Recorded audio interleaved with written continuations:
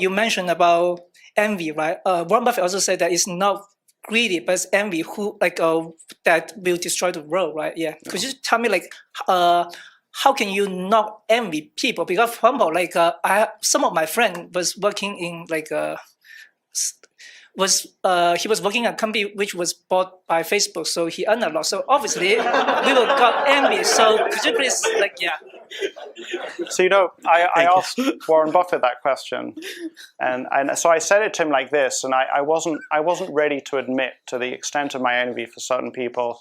So I put it to him like this, and the answer will scare you. I said, okay, so by this time he's convinced me to call him Warren. Early on I'm saying Mr. Buffett, and he's stopping. So I say, so Warren, I want to put you in these shoes. I'm a manager of yours, and I come to you, and I'm a manager of a substantial business of yours, and you rely on my performance for the success of Berkshire Hathaway, and I come to you with a confession, and I say, I'm deeply envious of a peer in my industry, and it's just eating me up.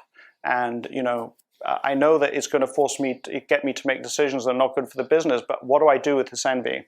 I'm hoping for pearls of wisdom to fall from heaven. And I say, so what would you say to him? He's like, I don't know.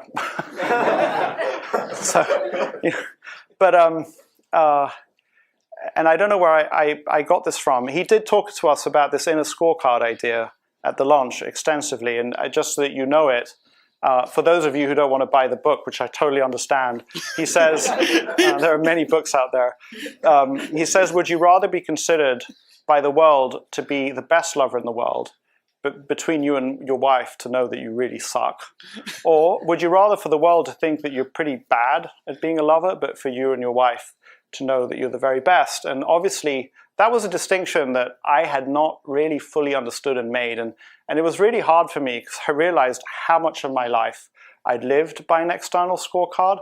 And I realized in writing the book how much of the environment that we all operate in is, so, exam results, all sorts of evaluations, those are all in a certain way, in many cases, external scorecard. And I was telling Saurabh that my children are in a Montessori school right now. I think maybe one of the big things that the Montessori school system does is it teaches you an inner scorecard. It teaches you to focus on the things that give you true joy. But I'll tell you what really does deal with envy, and this works, is that, so a really powerful idea, emotions are a call to action.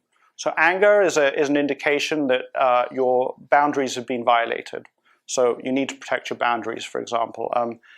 Being sad and being in pain means that you need to seek nurture and security.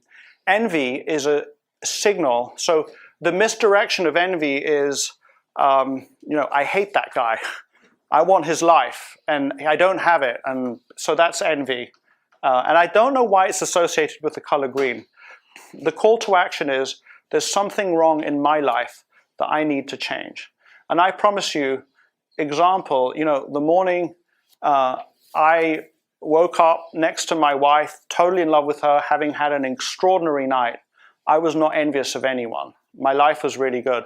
The days that I've spent on a windsurfer, just surfing those waves with the blue sky and strong wind, I was not envious of anyone. You could give me Bill Gates, Warren Buffett, Steven Spielberg, you name it. When you're in those moments, you're not envious. So I think that what I came away from that lunch was increased recognition of my own envy, and increased recognition of how much my life was on an external scorecard, and the absolute desire to change it. And for me, that meant leaving New York. I realized that New York wasn't a healthy place for me. So I think there is a way to deal with envy. It's ensuring that we go to bed every night happy with what we did during the day. And if we're not doing that, then we need to try really hard to get to a place where we're doing that. And once we're doing that, we won't have any envy. So thank you all for coming. I hope I